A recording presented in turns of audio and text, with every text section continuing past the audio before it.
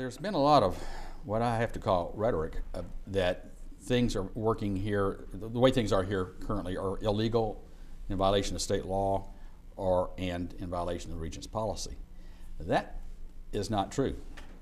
Here I brought you a copy of a letter from the System Legal Office, dated as recently as March the 2nd, that the way things are currently configured here are not outside state policy, state law, or Regent's policy.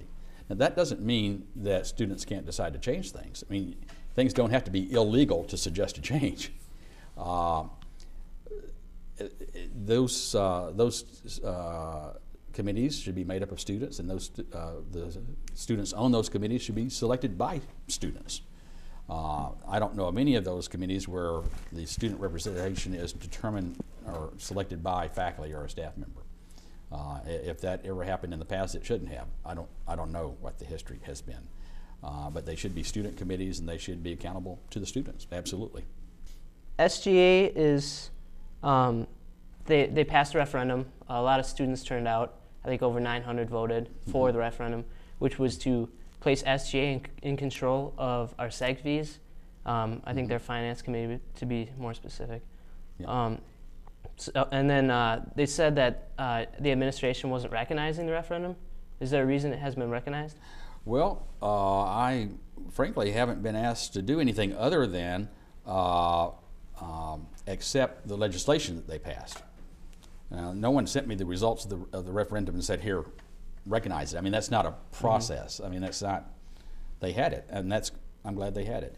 The referendum, in one sense, was disappointing in my mind, in that it didn't ask the students of this campus, the 9,000 students that are here, if they wanted the process to continue as it is, with multiple organizations, or if they would prefer to have just one organization. That wasn't the referendum question. The question on the referendum was, do you want it under SGA Model A, or do you want it under SGA Model B? Okay. And that didn't seem to get at the crux of the question to me, but that's what they chose to do. There's a lot of information out there regarding the SUFAC. In 2001, they tried to, they audited the shack, and it said it shouldn't be responsible for the seg fees because only 2 students were on there and they were appointed. Yeah. So they weren't held accountable to students. In 2005, they tried working toward a resolution to that. And then in 2008, again, they voted to take over the committees, but nothing happened. The Legislative Audit Committee looked at this just a year and a half ago, which is the investigative arm of the state legislature. And they reviewed the situation on this campus, and that report is widely circulated. And if you read it carefully, it doesn't say what some people have contributed it to saying. It doesn't say that anything here is outside of state statute, and it doesn't cite a violation of any Regent's policy. The only recommendation they make is that we should be more clear about how we're going to go about changing shared governance on this campus, and I think that's an absolutely valid recommendation. We need to be more clear. There's not a written down procedure that we've all agreed upon about how to change the governance structure. Okay. That we certainly need to do a better job with. So what do you say to, there's been some talk about, you know, former state senators talking about how it's illegal, what's going on, or maybe some representatives. Do you think that's kind of misinformation, or? I think that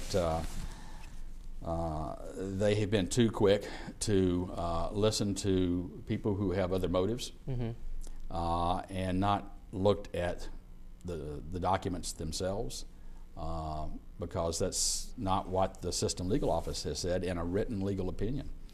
And we're part of that system, so I think we're obliged, the administration, faculty, staff, and the students are all obliged to give some heed to what their own legal office is telling them.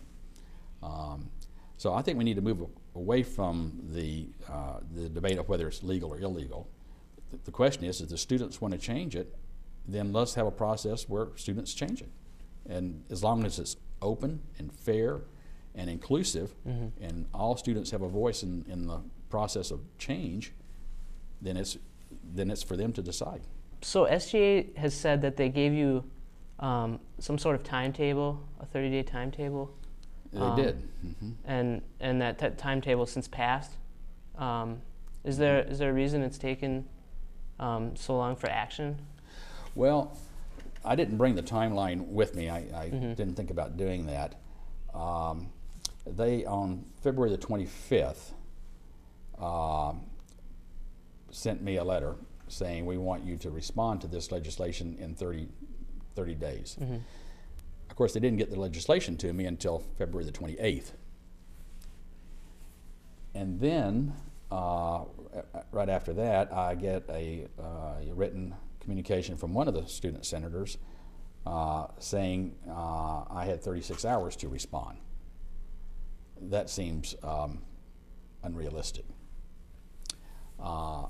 And then I get a third communication from SGA saying, well, we've decided we don't like the 30 days, so we're backing up to 3 weeks. And when I got that, their new deadline was 2 days away. And what I told them was that we will not be meeting that deadline. It's not possible. It's just frankly not possible.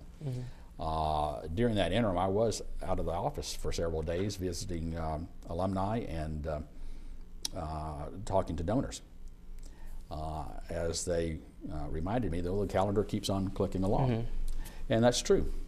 Of course, I've been here this whole past week. And I was available all of last week. But it was spring break. So I'd have to say, remember, the calendar just keeps clicking on along.